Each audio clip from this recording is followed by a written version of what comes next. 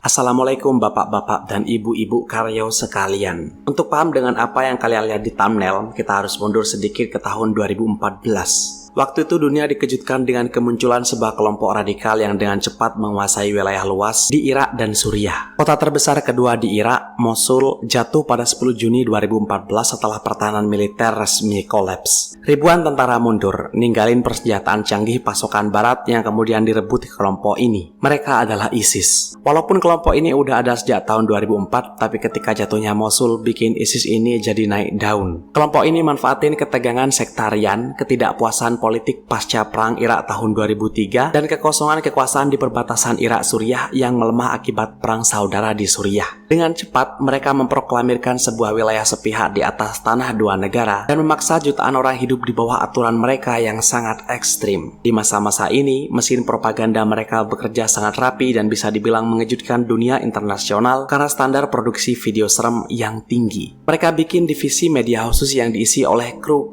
video profesional, pakai kamera sinematik sampai teknik editing yang mirip film-film Hollywood. Mereka sengaja mencitrakan diri sebagai kelompok yang kuat dan gak terkalahkan lewat video-video penghabisan. Tujuannya dua, menarik simpatisan asing dari seluruh dunia untuk datang bergabung dan nakut-nakutin musuh agar mental bertempurnya drop sebelum perang dimulai. Di fase ini, narasi mereka adalah tentang kemenangan dan pembangunan. Tapi memasuki akhir tahun 2015 dan sepanjang tahun 2016, situasi di lapangan berubah total. Euforia kemenangan mereka mulai habis. Pemerintah Irak yang sempat goyah mulai mengorganisir serangan balik yang masif setelah dapat dukungan dari koalisi internasional pimpinan Amerika Serikat, milisi lokal, persenjataan baru, dan yang paling krusial, dukungan serangan udara. Satu persatu wilayah strategis yang tadinya dikuasai ISIS mulai direbut kembali lewat pertempuran kota. Tikrit direbut kembali lebih dulu. Lalu pada Juni 2016, Ramadi berhasil direbut kembali dari ISIS. Puncaknya pada akhir Juni 2016, Fallujah yang adalah salah satu benteng penting mereka di dekat Baghdad berhasil dikuasai kembali oleh tentara Irak. Kehilangan wilayah geografis itu adalah pukulan telak bagi eksistensi ISIS. Konsep kekhalifahan yang mereka agungkan sangat bergantung pada penguasaan wilayah. Begitu teritori mereka menyusut, logistik mereka terganggu, jalur pendanaan mulai habis, ketakutan terbesar dari dalam kepemimpinan ISIS itu sendiri mulai muncul, yaitu kebocoran informasi. Ketika sebuah kelompok militer kalah perang, mereka akan mengalami paranoid. Mereka sadar kalau keberhasilan serangan udara koalisi yang sangat presisi itu bukan cuma karena kecanggihan satelit aja, tapi juga karena informasi akurat dari dalam wilayah mereka sendiri ke pihak intelijen Irak dan intelijen koalisi. Disinilah perang informasi dimulai. Pemerintah Irak aktif manfaatin jaringan informan lokal. Orang-orang biasa, mulai dari pedagang, mantan pegawai negeri, sampai orang dalam yang kecewa, yang sebenarnya terjebak di dalam wilayah konflik dan udah muak dengan kekejaman ISIS. Para informan ini yang sering disebut sebagai mata-mata oleh kelompok ISIS mempertaruhkan nyawa mereka setiap hari. Tugas mereka itu berbahaya banget. Mereka harus memantau pergerakan para komandan tinggi, mencatat plat nomor kendaraan logistik, memetakan bunker bawah tanah sampai mendeteksi rumah-rumah warga sipil yang disita untuk dijadikan gudang senjata. Informasi ini lalu dikirim sembunyi-sembunyi. Karena jaringan internet biasa diputus atau diawasi ketat, para informan ini seringkali harus cari cara komunikasi yang aman dan rahasia dari dalam wilayah yang dikuasai kelompok ISIS. Efek dari informasi bocor ini luar biasa fatal. Banyak petinggi dan ahli strategi ISIS jadi korban. Akibatnya, internal kelompok ISIS dilanda kepanikan dan rasa nggak percaya yang luar biasa. Mereka mulai mencurigai siapa aja. Siapapun yang megang HP di tempat umum langsung dianggap sebagai mata-mata. Nah, disinilah latar belakang kenapa video-video penghabisan dengan tuduhan mata-mata banyak dirilis di sepanjang tahun 2016,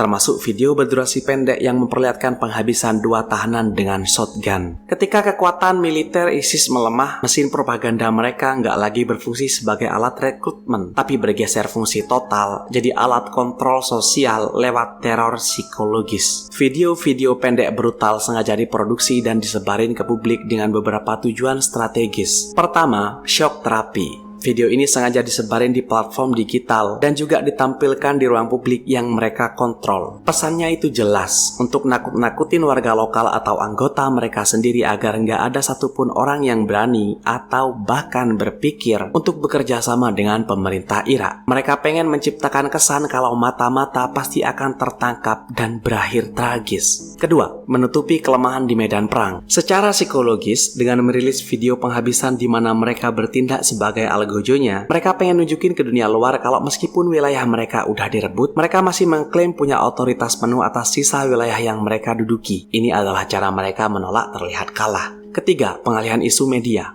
Di tahun 2016, berita internasional itu emang banyak beritain kekalahan ISIS dan persiapan ofensif ke Mosul. Dengan melempar video-video penghabisan ke internet, mereka nyoba merekrut kembali headline media global, mengalihkan perhatian dari kekalahan militer mereka dan tetap menjaga nama mereka agar tetap ditakuti. ISIS bahkan sampai membentuk unit khusus anti-intelijen yang kerjaannya agresif, yaitu ngelakuin razia HP massal di jalanan, membatasi akses komunikasi, dan menghukum siapa aja yang ketahuan nyimpan perangkat atau kartu identitas komunikasi yang dianggap mencurigakan.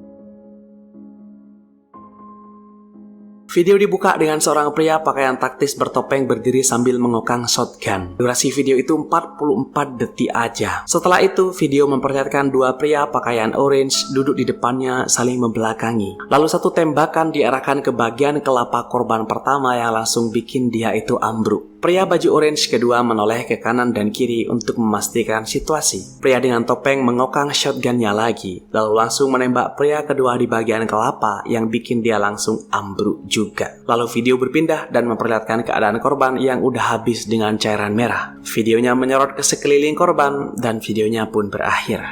Upaya teror lewat video propaganda itu pada akhirnya nggak bisa membendung takdir mereka di lapangan. Ketakutan yang mereka sebar justru jadi bumerang. Masyarakat lokal yang udah nggak tahan dengan paranoid dan justru makin aktif ngebantu militer Irak secara diam-diam agar bisa cepat bebas dari jeratan kelompok ISIS. Menjelang akhir tahun 2016, operasi pembebasan Mosul yang ngelibatin puluhan ribu tentara gabungan dimulai. Setahun setelahnya, pada Juli 2017, pemerintah Irak secara resmi menyatakan bahwa Mosul telah direbut kembali. Dan pada Desember 2017, Irak menyatakan kelompok ISIS udah terusir sepenuhnya dari wilayah Irak. Video-video brutal yang dirilis di era 2014 sampai 2017 itu sekarang cuma jadi bukti sejarah. Itu jadi saksi bisu tentang gimana sebuah kelompok yang gunain video serem sebagai senjata terakhir. Sebuah topeng propaganda untuk menutupi kepanikan dan kehancuran militer mereka yang sebenarnya udah di depan mata. Baik, saya rasa cukup. Tetaplah aman dan makasih udah nonton sampai akhir.